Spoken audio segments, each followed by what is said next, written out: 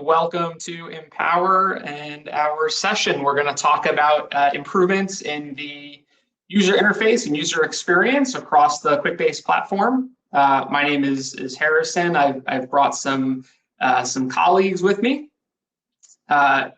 You guys should see them pop up here in just a sec. So my name is Harrison. I'm on the product team. I lead a few of our different pillars and brought a few colleagues. So we have Charlie, who works heavily on our exchange and with our teams that work on solution applications. We have Christina, who works on the UI and has been helping quite a bit with new navigation. And certainly last but not least, we have Bogey, who has been spending a lot of her time over the past few months on document generation, and she's going to talk a bit about that as well as email. Awesome. So quick just disclaimer slide. We're going to talk a bit about forward-looking things, and as we all know, the market changes, technology changes, things in the world, and so some of the things that we're talking about might change as we look forward. So quick agenda. I just talked a little bit about this, but just to hit a few key points. Christina's going to kick us off. She's going to recap new navigation and the upgrades that we made to dashboards and how those come together to provide a really awesome, cohesive end user experience. Bogey and Charlie are going to talk a little bit about things like collaboration. So Bogey's going to talk about custom emails and document creation, how those two things come together to help extend the reach of Quickbase. Charlie will then talk about secure links, which is a way also to collaborate by extending Quickbase to folks that don't have Quickbase credentials. So think about everyone on the internet in a more secure way. And then last but certainly not least, Charlie will take us home with the exchange. So how do we help builders get started on Quickbase and consume different assets? We are going to do a live Q&A at the end. So definitely keep the chat going, and then you'll see on the right-hand side, there's a little tab that says Q&A. Put stuff in there if you want us to address it, and we'll keep that tally going. And then towards the end of the session, we'll bubble those up and we'll answer some questions for everyone. So I am going to hand it over to Christina, who is going to kick us off. Thank you. Let me just quickly share my screen. Okay. So, as Harrison already mentioned, I'm super excited to be here and share some of the things we have done in the past couple of months regarding improving the user experience. I will start with the big star, the sidebar navigation. So early this month, the sidebar navigation officially reached its GA. And with this change, it's now defaulted on for our users. If the change hasn't happened to you, this is because you have selected to use the top navigation, and we have respected your choice. However, the new navigation is here. It's modern, it's intuitive, it maximizes your workspace, and it helps you get around Quickbase more easily.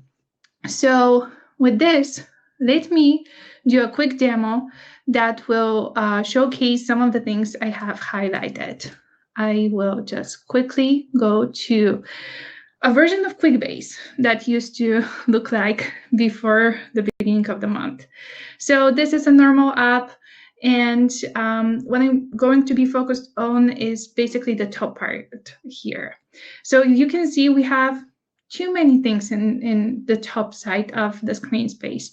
We have the global bar, we have app bar, then we have tables, and then actions, and after that we actually have the content that makes sense to you.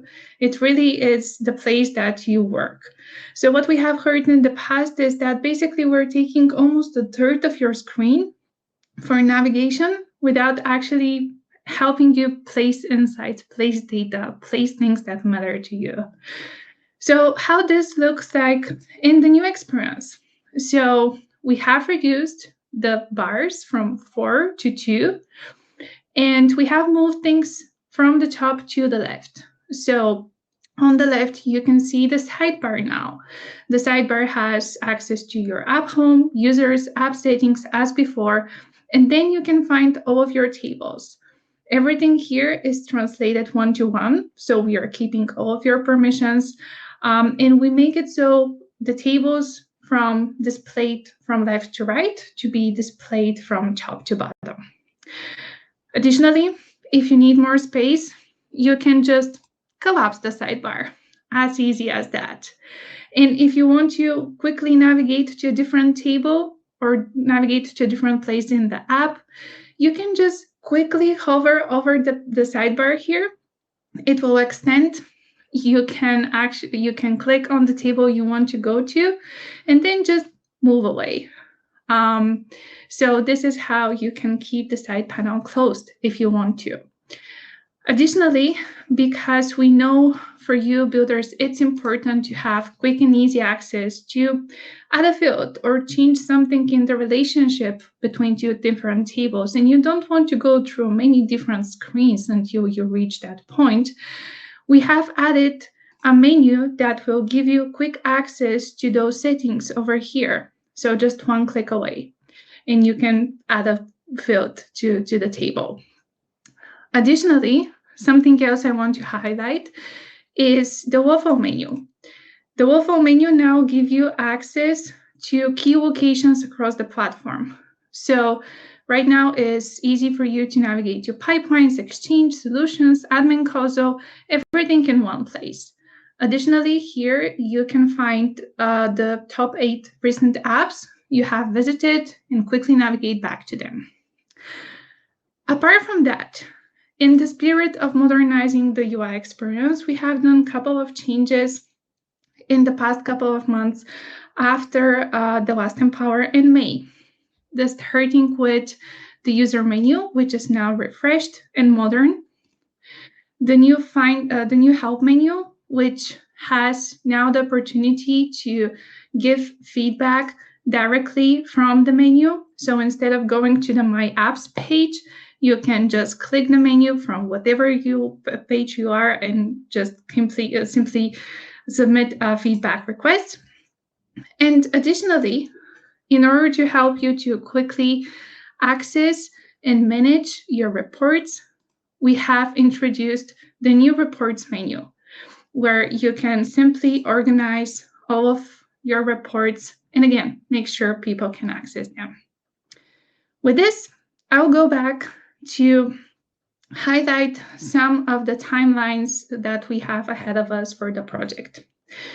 As we already discussed, we just reached our GA version with the new navigation early this month. With this, the new navigation experience is defaulted on. However, people still have the opportunity to go back if they want to. I don't know why, but if they want to, they can. However, what is happening early next year is that we will make it so it won't be possible to use the legacy navigation. So we encourage you to make sure you and your users take advantage of this period and learn the new navigation so that they don't have any issues early next year. With this, moving to another topic, again related to the enhancements we have done in the past couple of months. Those are related to dashboards. So early in the year, we recognized the need to provide better experience for builders to actually build dashboards that can help them show data, show insights in a clean and modern way. So what we have done is that firstly, we've made the dashboards scrollable infinitively. So this way you can add more data, more insights, and make sure people can see more. Also, we improved how you are building those dashboards. So basically, we have improved the reordering experience in a way that it's now easy for you to move the widgets around. And last but not least, we have added a couple of tools to help you really take advantage and build clean and modern dashboards. So with that, again, quick demo here with what was before and what is now. So this is a dashboard before the update. And something that I personally have struggled a lot while using dashboards was basically how to move widgets around. So let's say I have this timeline report that actually is bringing me a lot of valuable insights, and I want people to see that as the first thing on the page. So what I want to do is take this timeline report, move it here on top, please. But this is impossible, actually. It's impossible because I have to make room, I have to move widgets around, and then move the timeline report. And we have heard that you had the same struggle. So if we look how this is now working in the new experience, again, similar dashboard, nothing changing here. I have the same timeline report. If I want to move it, I can just simply take this and drag it on top without clicking, moving of other widgets, just drag it.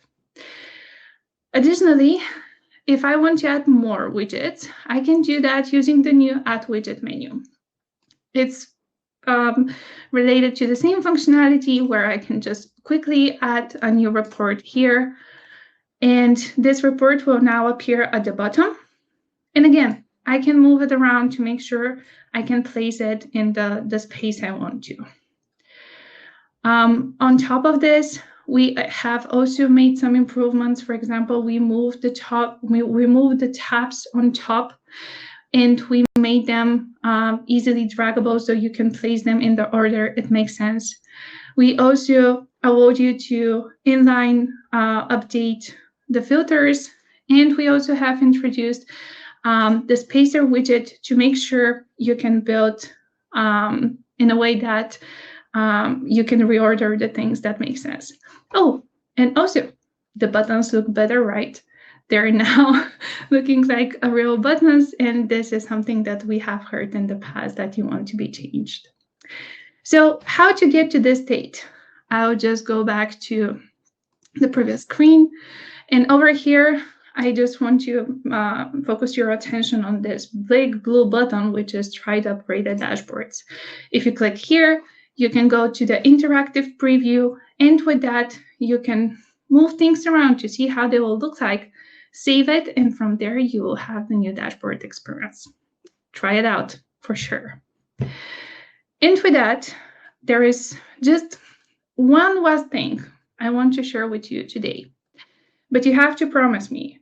I'm sharing this with you because I believe in this community, and I believe that you will get excited, but you won't be asking me, when is this coming?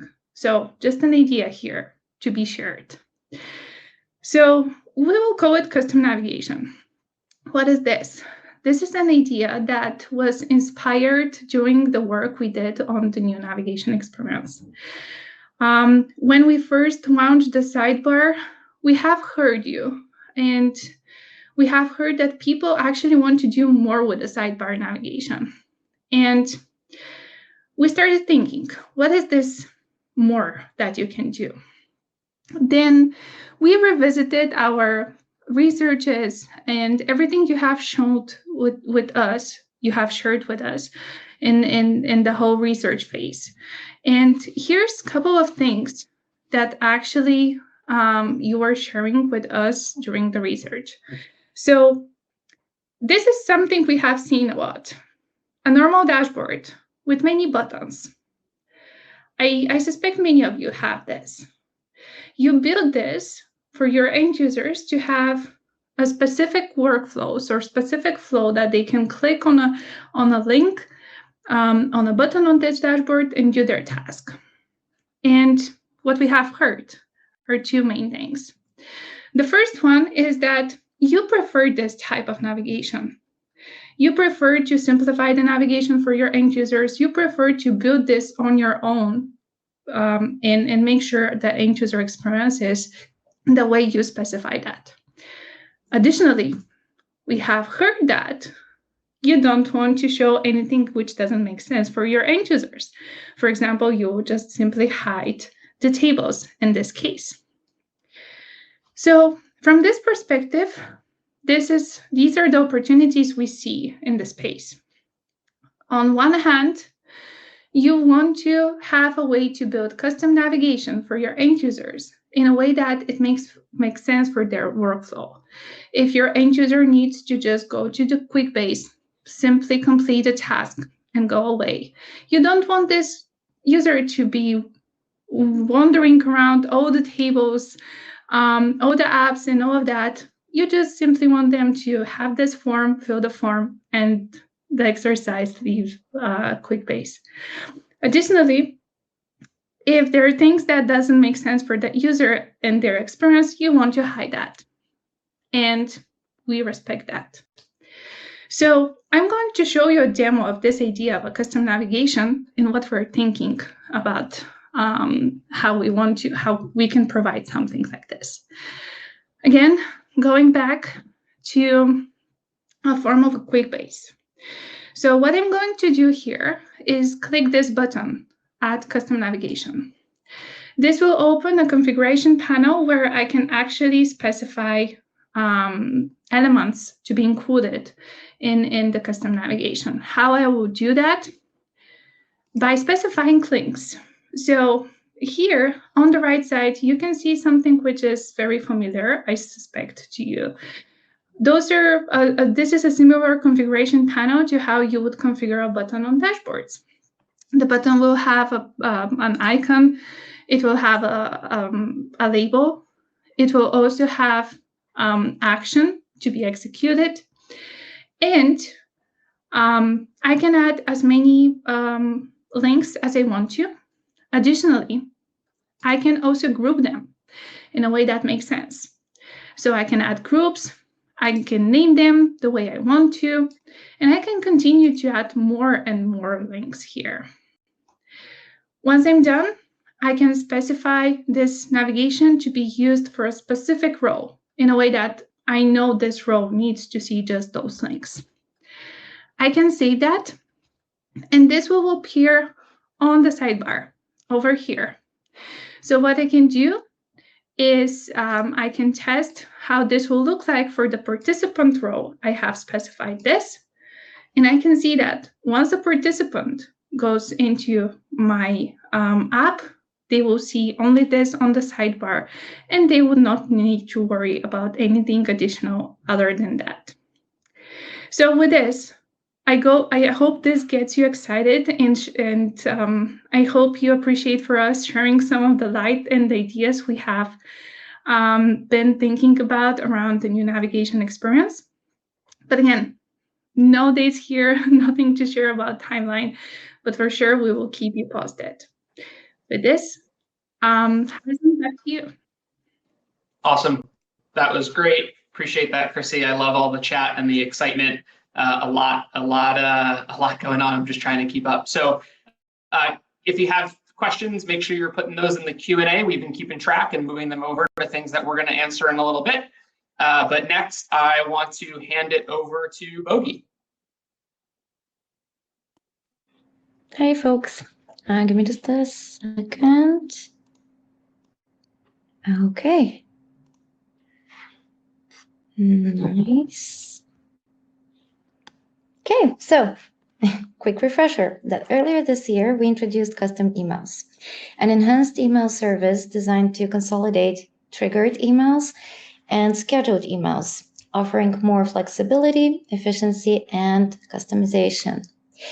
And since going GA in May, over 30% of our customers have switched to custom emails, using it to send reports, forms, and record change data.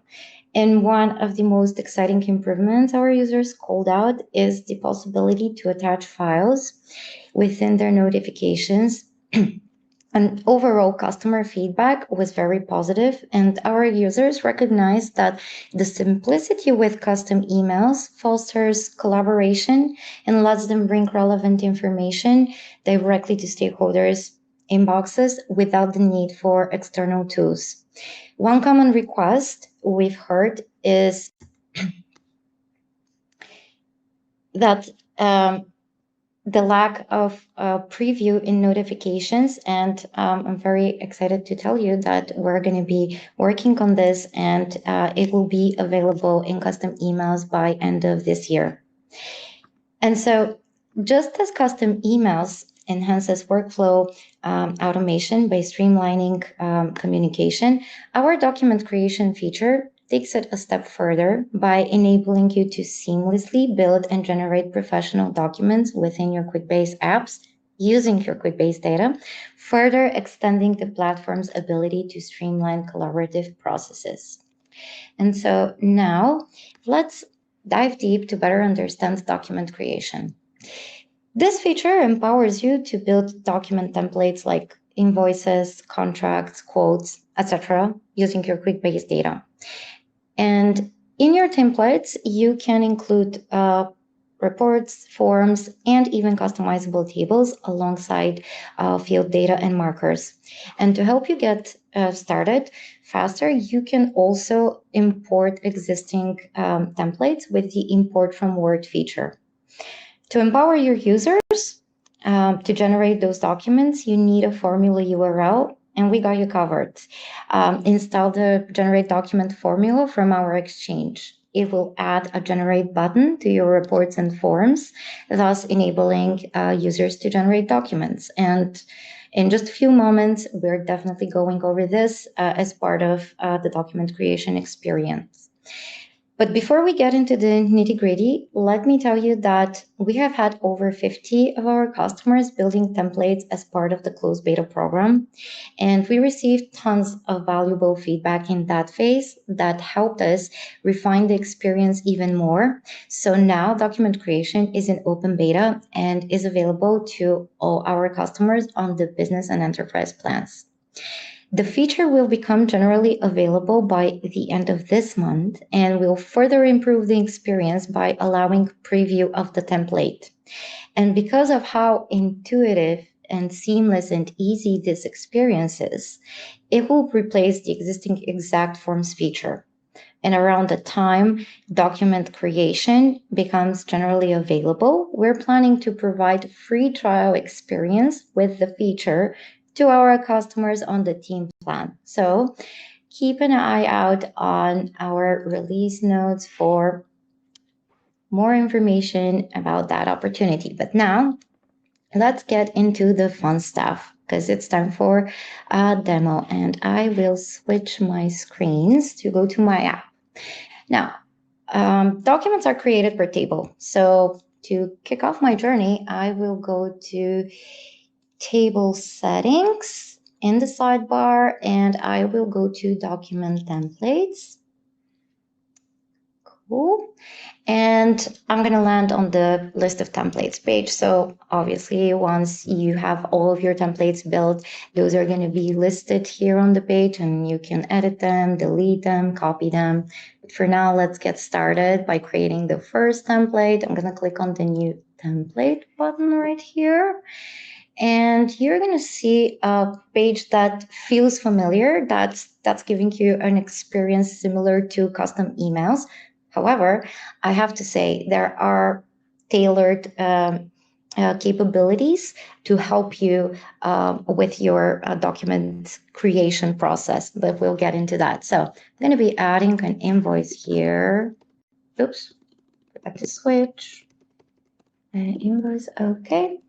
And then I will focus on this area where essentially I'm doing the actual template building. And I'm not going to spend too much time to cover the toolbar because obviously this is mostly consistent with what we have in custom emails and across other editors in the platform, like in dashboards and forms.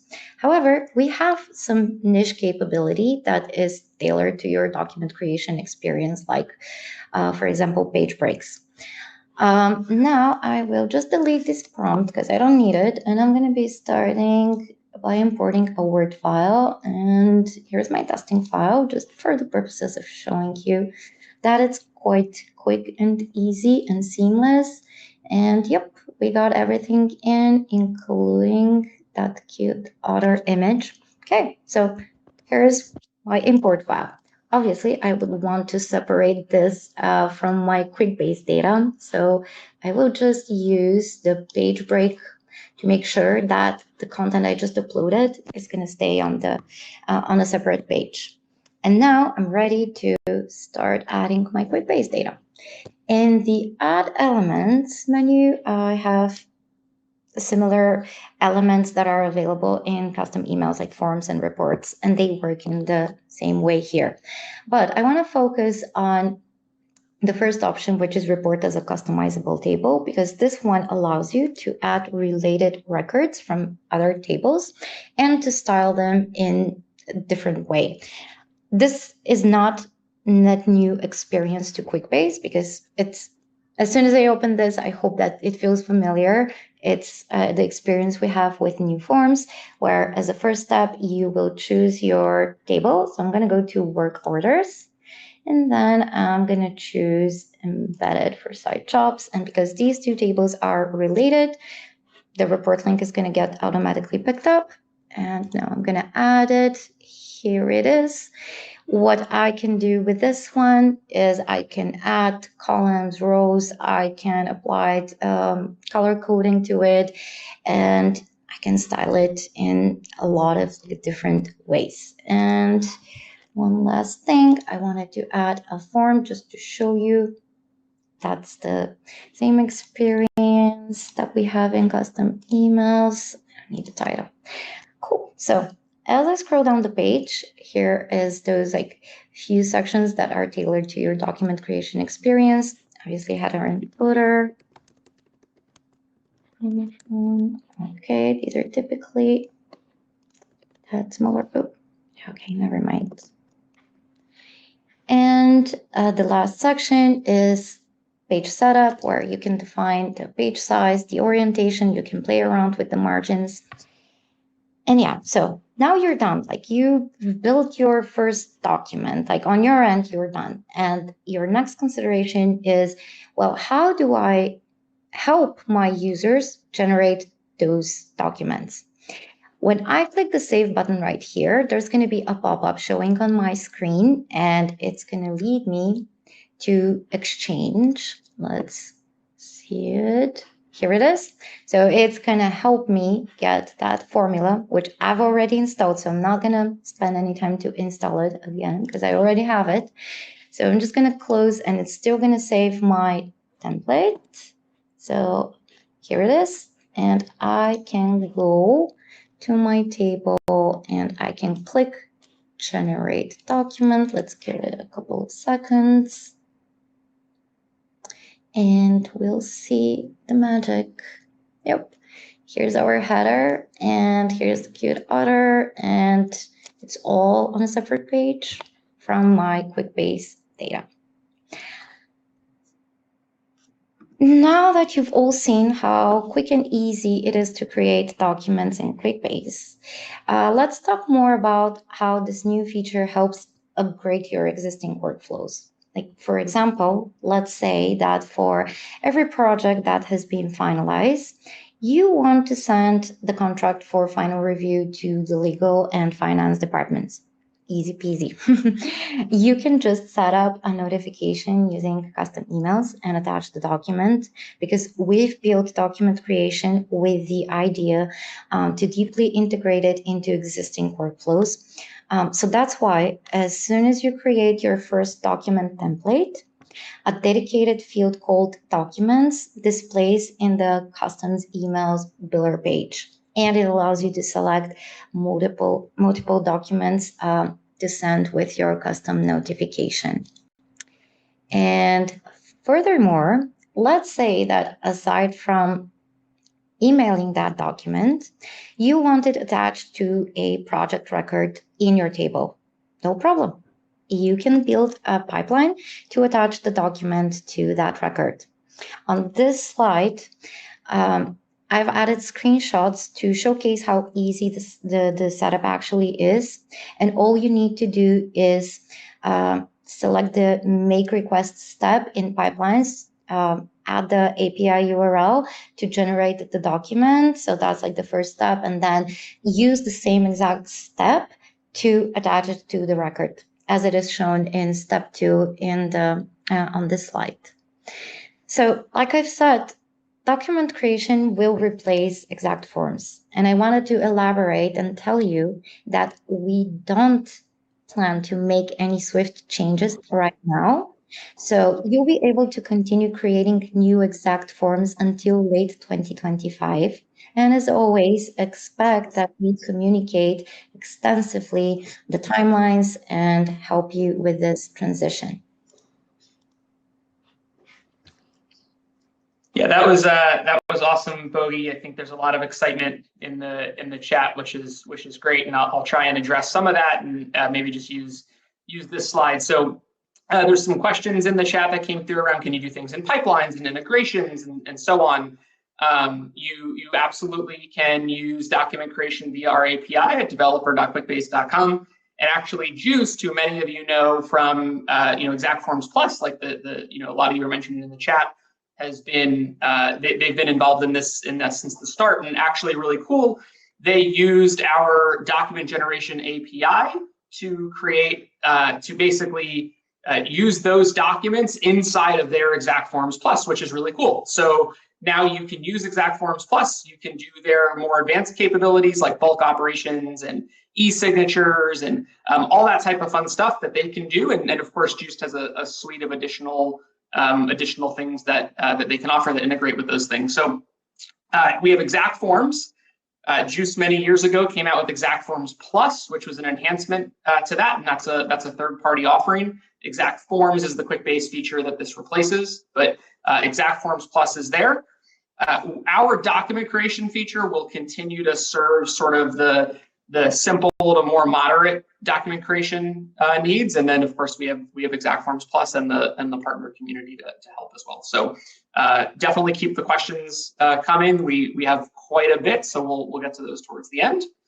And last but certainly not least, I want to hand it over to Charlie. He's going to talk to us about secure links and Exchange. Awesome. Thanks, Harrison. Hello, Empower. So I'm going to start by talking about secure links. It's a new-ish feature. For those of you who don't know, this was released in August, and it's available to our customers in business and enterprise plans. And there's admittedly a few layers to this onion, so let me break the feature down into bite-sized pieces, and then I'll show you a fun demo to bring it all together at the end. So as we'll see, secure links are built on top of and leverage the existing feature called Everyone on the Internet, or EOTI for short.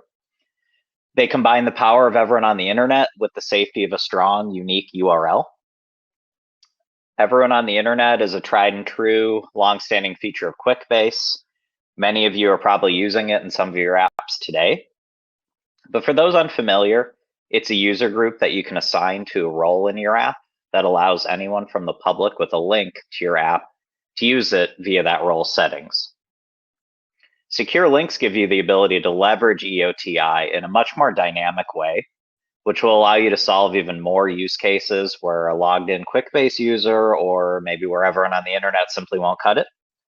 And you can now, with secure links, you can now give and revoke access to specific records only when specific conditions are met. So just do a quick compare and contrast now that there's 3 ways that you can access Quickbase via the browser. So on the left, we have authenticated users. That's how most of us are accessing Quickbase today. You log in with your username and password, and you get access to whatever your role settings dictate. And these types of users can leverage all the great power of Quickbase permissions, so things like custom rules, and more importantly, user-based permissions, so the classic, I can only see things that are assigned to me. You can't do that with secure links and no authentication because we don't know who's logged in. And access is generally given and revoked by just simply adding or removing the user from the application. Whereas with everyone on the internet there on the right, it's kind of all or nothing. You either allow those users access to your app or you don't. And secure links is this really nice middle ground where you can very dynamically give and revoke access based on things in your data dynamically changing and things completely under your control. So let's talk about the three components of a secure link, and then we'll see how this all works together. So the first, as I mentioned before, you need everyone on the internet assigned to at least one role in your app. Then in the middle here is really where the magic happens. So we're going to create what's called an access key and put it in our secure link, which is really just a formula URL that is unique, and we try to make it as unguessable as possible. We'll give you some examples of that. And then bringing it all together with the permissions, where you create a role that is assigned to everyone on the internet and then uses access key validation as the basis to validate the permissions. So I'm going to do a quick demo, and let's look at all these three pieces one by one, and then we'll see it all working together. So just to queue up our use case, this is going to be a simple project management use case where I've got projects, I've got tasks, and let's say I have a third party, like a general contractor, who I sometimes need to let into my application to make some updates. Maybe a typical scenario for a lot of you watching this. So we'll start in users over here. And as you can see, we've got our everyone on the internet user group that's assigned to our external GC role. We'll come back to that in a second. And then we have our secure link. I'm calling it an access key link. You could really name the field whatever you want. And like I mentioned, this is really just a formula URL that is really just a link to a record in a table. All this is, this is going to take you to a display record form and display the record based on record ID. But the most important thing here is this access key variable that I'm setting up. And like I said earlier, this can be builder defined. We do suggest using things like multiple fields, record ID, date created, like I'm using here. And basically what I'm doing is I'm just stringing together 3 fields, and then I'm wrapping that in the SHA-256 function, which, as you'll see in the actual demonstration of the feature, is just going to make a long, unpredictable, basically as unguessable as humanly possible looking link. It would be basically just a long string of letters and numbers. And then we have one more field, which is a formula checkbox. And basically all that's doing, this should look familiar at this point. So there's that same access key where I'm stringing those 3 fields together. And then basically this formula checkbox is leveraging this new formula function called getAccessKey. And what that does is it looks for this access key in the URL that I give to somebody, and it validates, is that value the same as this value? And then finally, last but not least, this is our external GC role, the role we have assigned to everyone on the internet. And I've simply just put a custom permission in that role in both my projects and task tables for view and edit to say if access key valid is equal to checked, then they can view or edit the record. So now let's look at one of our records that we want to generate a secure link for and hand off to somebody. And this is pretty typical project management stuff. I've got some project info. I've got some tasks assigned to this project. And this part is optional. How you distribute these links, totally up to you. Choose your own adventure. I've decided to create a field called external GC access, and I also have a custom email notification set up in this table that says, when I put an email in here, send an email to that person with my secure link that I'm generating. This is what the link looks like.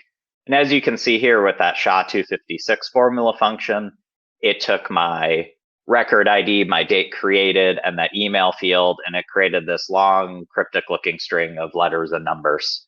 And this is the link that we're going to email to the person in that custom email. And just to validate and show you how that get access key formula function works, I'm just going to go ahead and click on this link. And as you can see here, now I have the access key in my URL. And now you can see that this box is checked. So that's the beauty of that new formula function, is it's looking for this access key in your URL, and then it's validating, hey, is this the same as this? If yes, it's checked. So that's how we're giving access. So now let's put this all together and see it in action. So I've put this email address in this field, and I would get an email, something that looks like this. Hey, Charlie, we need you to make some updates to this project. Please use this link. So I'm going to go ahead and click that. And as you can see here, I have the ability to edit this project as well as these tasks. So let's say I want to come in and say, you know what, let's say this task is 70% complete. And let's say maybe, maybe this one is canceled, for example. So I can go in, I can make my edits and then leave. And then just as easy as I was able to give access to this record, I can also very quickly revoke access. That's really the beauty of this feature. So I'm going to go back in as my logged in user, as my app admin. And I'm going to remove, and just to kind of show you here real quick. So you see the access key right now, it starts with 04158E.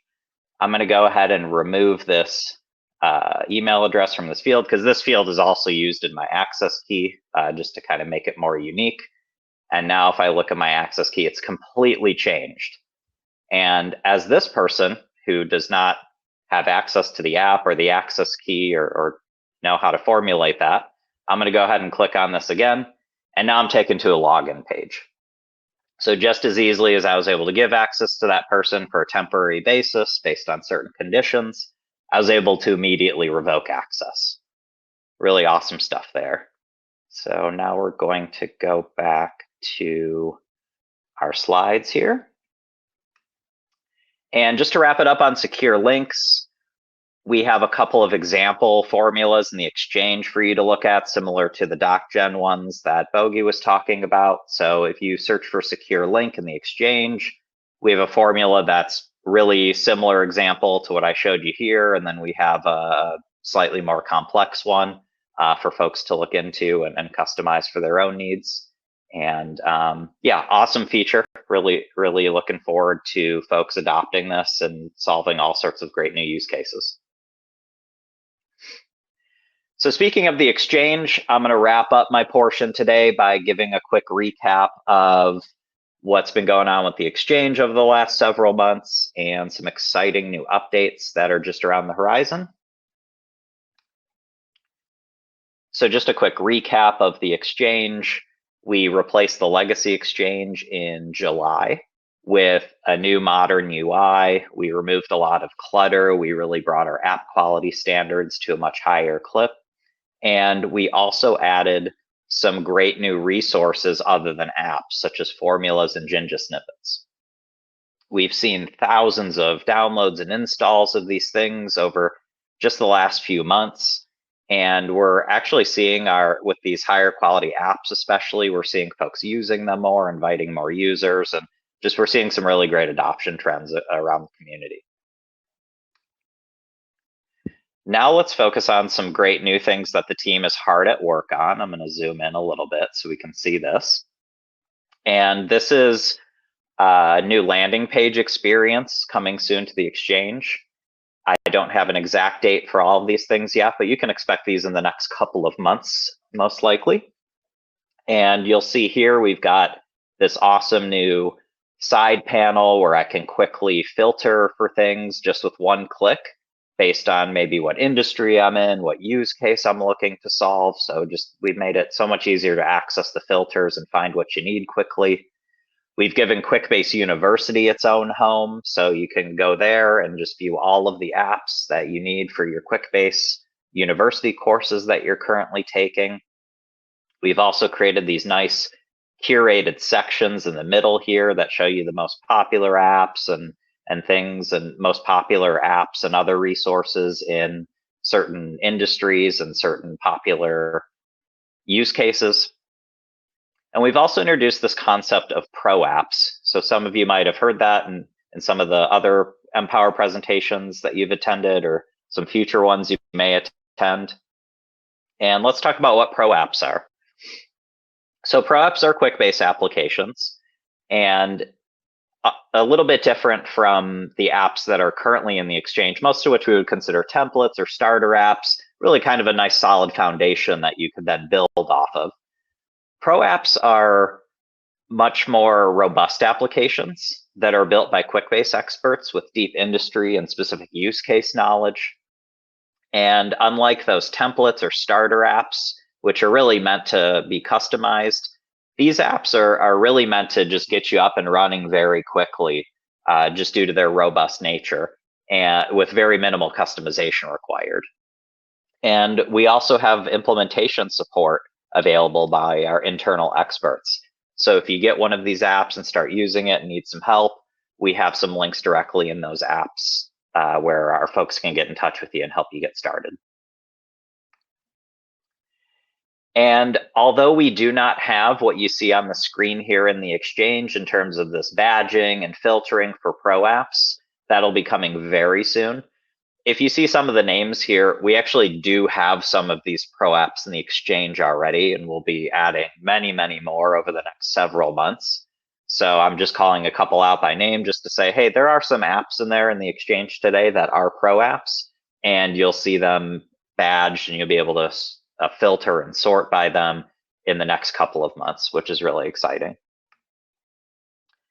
And then last but not least, on the Exchange, this actually just came out within the last couple of weeks.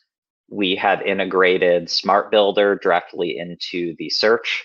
So if you can't find the app that you're looking for, we just give you a quick link to open up our AI-powered Smart Builder.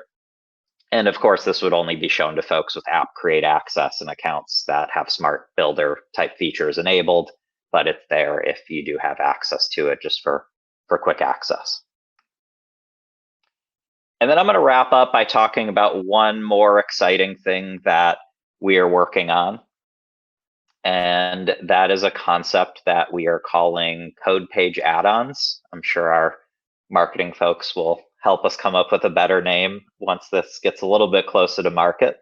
But basically what this will allow us to do is deploy these very useful utilities to Quickbase in a safe and secure manner. And you might be thinking, hey, these kind of look like plugins, and they do differ in a couple of key ways. The one on the left there, which is basically an image gallery or image viewer for your file attachment fields, that's a really good example of these. These are much lower on the complex scale. That could be super useful in a lot of use cases, but pretty simple in terms of complexity. And then on the right is an example of another key way that these differ from traditional plugins. Is a lot of these will tend to be much more vertically focused than our horizontal platform features. When you think about things like dashboards, reports, they're pretty use case agnostic. We see on the right here is a great example of something much more vertically focused. It's what we would call a safety cross report, which is used widely in the industry of manufacturing. And this is generally something we wouldn't develop as a native feature or a plugin, just due to its limited footprint within that one industry. However, the code page add-ons feature will allow us to deploy very useful utilities like this to customers in much less time than a native feature or a plugin. And what we're focused on right now, what we're exploring right now, is the ability to ship these alongside Exchange apps. And then our future focus will be to open these up to our builder community and allow them to configure these in their own apps via things like formula URL fields and dashboard widgets. So I'll finish up with a poll. And if you want to throw that up on the screen, Beth, and I will stop sharing so we can see it. There we go. So I've got a poll up of what when it comes to the Exchange, what are some things you'd like to see next? Just to run down these real quick, just to qualify them. So doc gen templates, that would just be examples of common document generation templates. So here's a invoice sample, a work order sample, etc., that you could then take from the Exchange and then customize to your needs in your own app. The next one, pretty self-explanatory, being able to get an app from the Exchange with some pipelines pre-configured with it. Table modules, that would be a small collection of tables, or maybe even a single table that you could inject into an existing app. Code pages, that's one we just talked about. Fast field forms, that one's pretty self-evident, just similar to the pipelines, being able to have those kind of self-configured when you obtain an Exchange app. And then independent pipeline templates, so kind of more similar to the doc gen templates, where we would have pipeline templates that you could pull down from the Exchange and then configure into your own applications. So we'll let that run for a little while. Yeah, you can't do all of the above. You've got to pick one.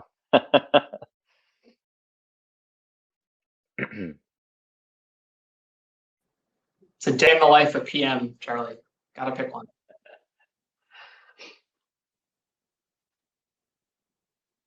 All right, looks like there's a lot of excitement around doc gen templates. So that is some really good intel, a lot around code pages as well. Pipeline templates kind of coming around third there. Cool, we'll let that run for a little while. I mean, maybe Harrison, if we want to go to Q&A, we could keep that open for a couple of minutes. Seems like we're getting a pretty nice distribution and seeing some trends here. Yeah, so we can wrap up and show those results. So yeah, let's hit some of the questions. Reminder, hit get those in. We've been trying to keep track of the chat and the Q&A. So it was great. We've got Bogey, Christy, and Charlie. I am going to try and group some of these questions together, and I'll go in order. So we're going to start with navigation. Chrissy, I think you answered most of the questions around grouping and things like that. So just to remind folks that today you can go into an existing role and you can hide a table. You can also change your table order. That's app-wide, not by role, but you can do that in the table, in the list of tables. You can drag those around. But so Chrissy, there's a couple of questions on the sidebar, things like how it opens and closes, and some people wanting it closed more often, some people wanting it open more often. So maybe if you could give us a quick overview of what's in your head there and what we're thinking about. Yep, definitely. So totally honest here, folks, we are hearing this feedback that sometimes you can accidentally open the sidebar because of how you interact with the mouse near the sidebar. And we really appreciate you sharing this feedback. So we're taking some actions there to make sure we improve the experience in a way that you won't accidentally open the sidebar and have the sidebar in your face, basically, while working in Quickbase. So this is something that we will try to improve as soon as possible and ship it and let you know again, and tell us what you think once we do that. Awesome. Chrissy, talk to us about the waffle menu and apps in there. I know it's recent right now. Some people like that, some people don't like it. So what are we thinking about? Yeah. Yeah, definitely. So again, something we have heard in a very constructive way about the apps which are available there is that for you as builders, it's simply not enough to just have the recent apps there, and you want more. So an idea which is flowing around is the capability to be able to pin apps. So this is something on our radar, and it's something that we will definitely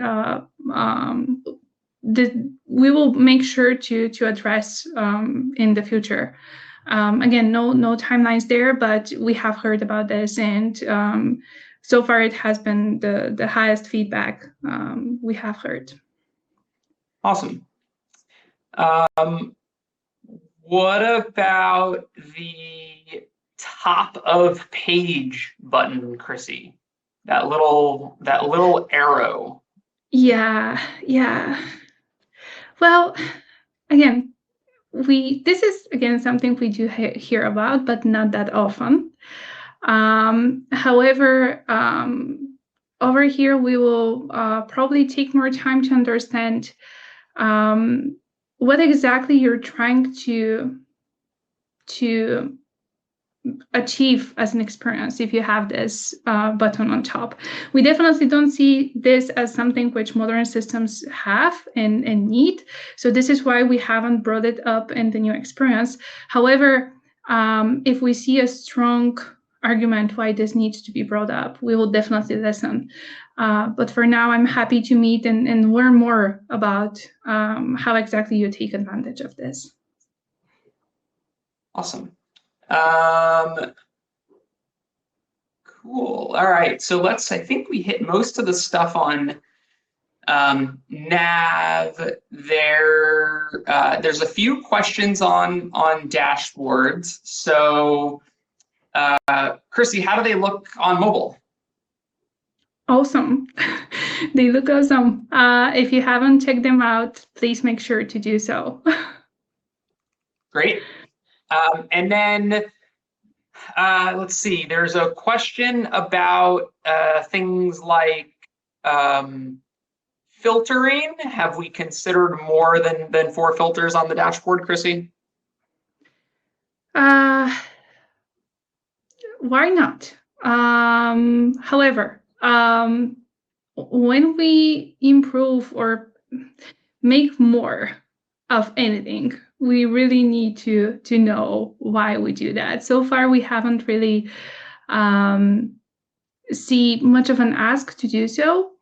But yeah, again, if you strongly advocate for this and if you make us believe you need more than 4, why not? Yeah, so one of the challenges there is the wider we go on the filters, the more design challenges and performance challenges with looking at monitor resolutions and how big each one is and things like that. And so speaking of there's a couple more questions. I can help with some of these. There's a question around dashboard performance. We did with the upgraded dashboards improve performance a bit.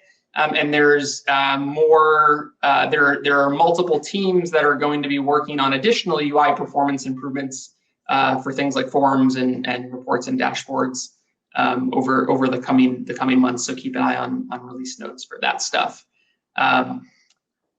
Chrissy, new dashboards. Can you switch an individual dashboard, or do you have to switch them all? Yeah, definitely individual. Whenever you have the bandwidth to go and update them, do that. Nothing is forced. And yeah, this will give you the opportunity to carefully craft the new dashboard and make sure it looks great. Awesome. And then one of the other things I saw as it relates to dashboards was things like column widths. I don't have anything to share yet, but we are actively working on things like how the table report handles column widths and row heights, and getting that to be a more standard, a more standard format. So keep an eye out for that. Cool. I think we got most of the dashboard stuff. There is a question that I think will segue us into, Bogey, some questions for you. So one question around any plans to email or print a dashboard in in the PDF, and that's the infinite and screen resolutions and how that all works makes that extremely challenging. So there's no plans today, but I will use that as a segue. So Bogey, for CC and BCC, there's a question on, can we use those as a field instead of a specific email address, which I think, if I understand the question correctly, go ahead if you know the answer. I'm just trying to make sure I understand the. Yeah, I'm trying to, but can you, I didn't see the question, so can you read Is through it it? so? I think what the question is the question if so. I think when you CC and BCC today, I think if I understand today, you have to put an email address in the configuration of the email. We do that because if we were to try and CC by field or BCC by field, it gets exponentially more complex with permissions. So I think if I understand the question, that is not one that we're planning on changing Yeah, right now, because you could have different results per row, and so the permutation of who we would have to send the email to gets far more complicated. yeah, I think permissions here are crucial and we have to respect them. Otherwise, we definitely don't want you to send the wrong emails to the wrong folks. So, Okay. Bogey, there's a question on kind of grouping in document generation. So you have a table and then there's like the total row and the average row. Are we planning on doing anything there?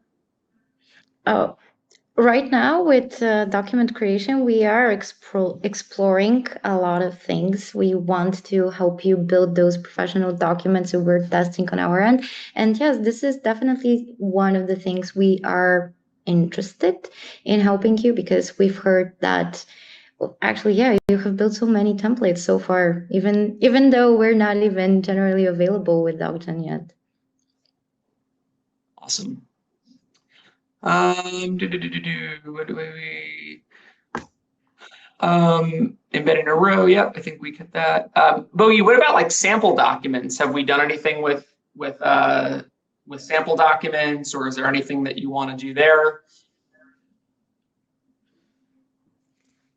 So basically for templates, like yeah. folks looking for inspiration on the template.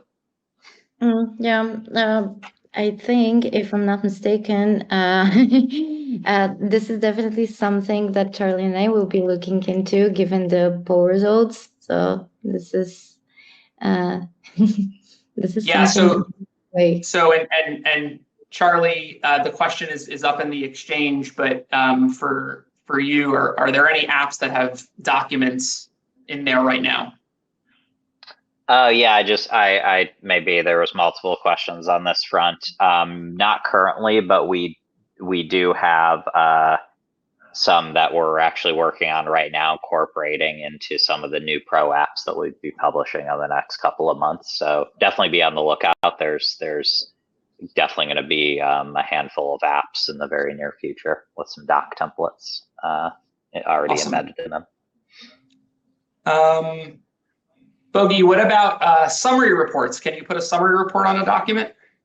Oh yeah, because you can also add the summary report to your custom email. So we definitely made sure that you're able to do that in DocGen as well.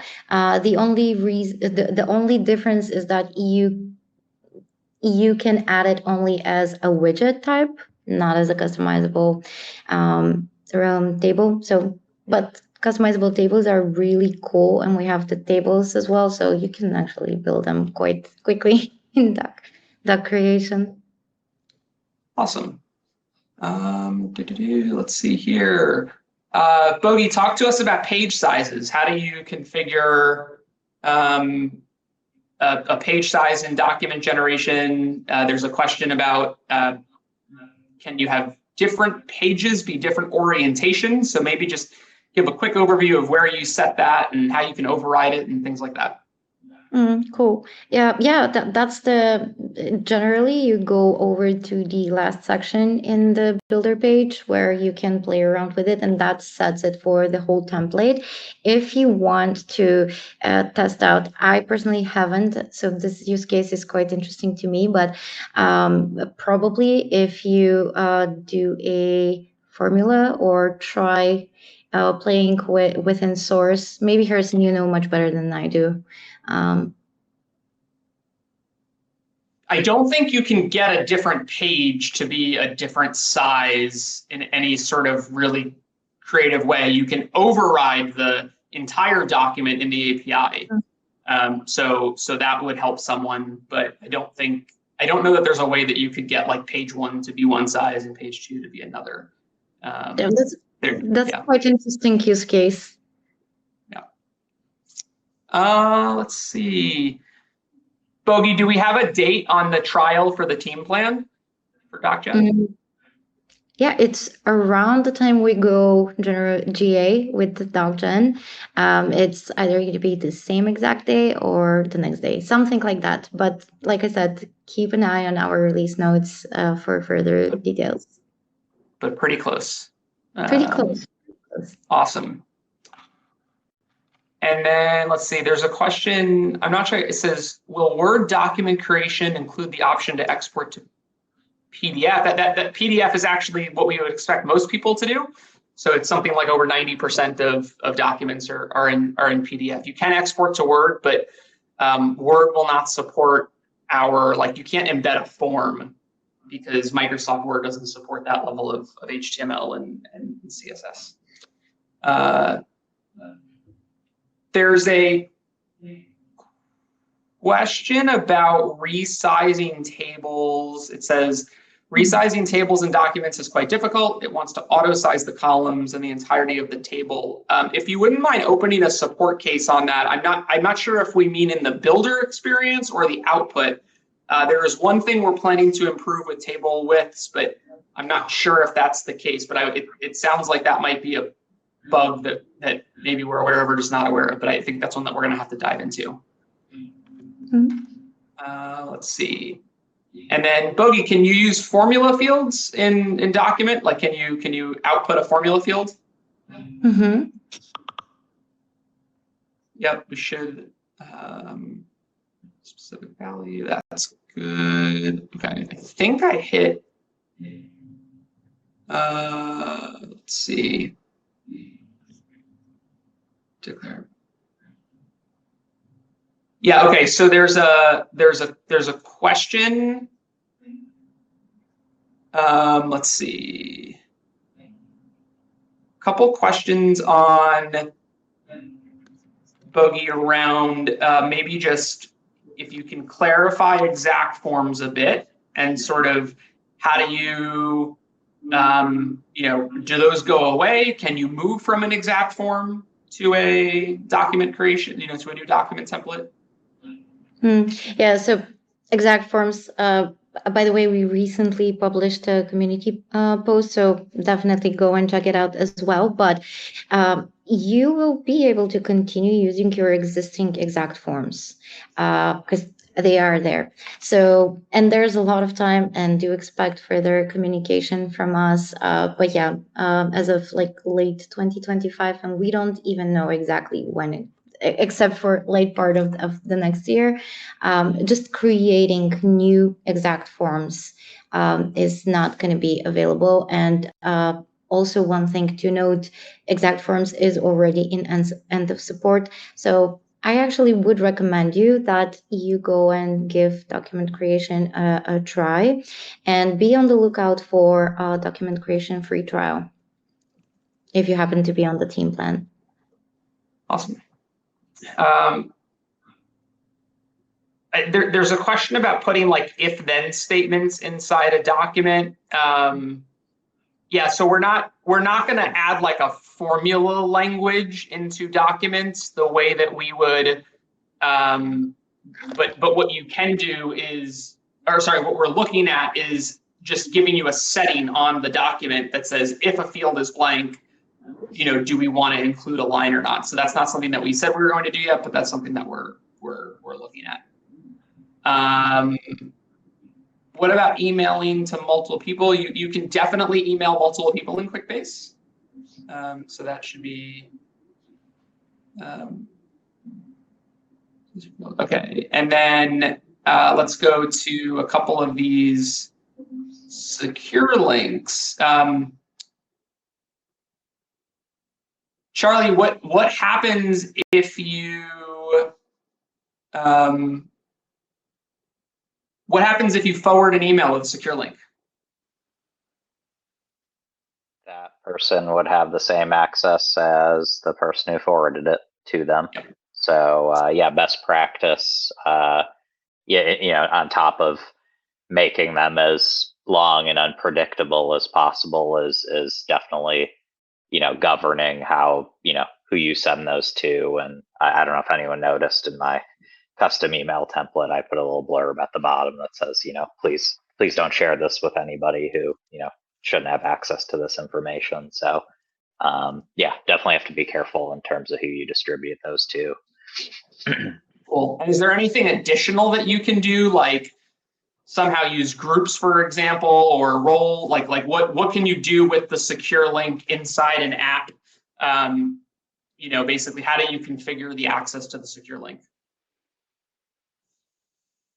Sorry, I'm not sure. I totally follow that one. I think the question is, if you what's the additional security that you could add on a secure link if a company doesn't allow everyone on the internet? I think if I understand the question, and feel free, for who asked it to put it back in, but secure links is building on top of everyone on the internet. So whatever role you assign everyone on the internet in the app is what that secure link is going to be able to do. So that's kind of how to think about that. It's not a new role type, for example. It's just it's enough on the internet. It's essentially something that you can bake into custom permissions for everyone on the internet to really, truly descale the breadth of, how publicly accessible, that feature currently is maybe a better way to think about it. Cool. And then a couple more questions, Charlie, Sure. about, like, maybe there's a question around time, is a secure link one-time use? How would you make it time bound? Maybe just a quick 30-second on how you would approach that. Yeah, I would definitely want to think of them as one-time use. You could certainly practice that, kind of the scenario I showed, just in terms of, if you make it based on something that dynamically changes, you could certainly sort of structure it to be one time. But if the information that you're formulating your secure link on is fairly static, then keep in mind that link could potentially be, could give long-standing access to someone who has it. Like if you just based it off the record ID, for example, you'd basically have a direct link to that record forever, because record ID is immutable. Yeah, for the time bound scenarios, one way you could do it, that I've played around with a little bit. I'm sure you guys are going to figure out some really amazing stuff with this. But you could do, considering it is a formula, and you could leverage things like if statements on top of the simple example I showed you. You could do something to the effect of, if some date time field is within a certain time of now, or if we're before or after it, some kind of, condition based off of a date time field, then, like a sort of like true or false value, and then you could incorporate that as part of your secure link. So, let's say in my secure link formula, it's record ID, timestamp, some other field, and then this yes, no value. I could then have an if statement that says, if time to give secure link access is, greater than today, then yes, else no. Since that will just automatically change at some point, my secure link will automatically update at some point, and the people who have the yes version, when they go to that, once that time bound expires, the secure link wouldn't work anymore. So that's one of probably several ways you could do it, but that's one I've personally played around with. Awesome. Well, Charlie, maybe you want to wrap us up with what that poll looked like, and then let everyone get on with their day. If we couldn't get to your questions, certainly feel free to reach out, use the community, use tech support, but hopefully we answered quite a bit. Yeah, looks like Code Pages got the most love with 65 votes there, and then And then DocGen templates, and then not too far behind, independent pipeline templates. So yeah, really appreciate the feedback there, everybody. Yeah, this is great. Awesome. We appreciate it, everyone. Definitely keep engaging and keep the feedback coming, and hopefully enjoy the rest of the sessions.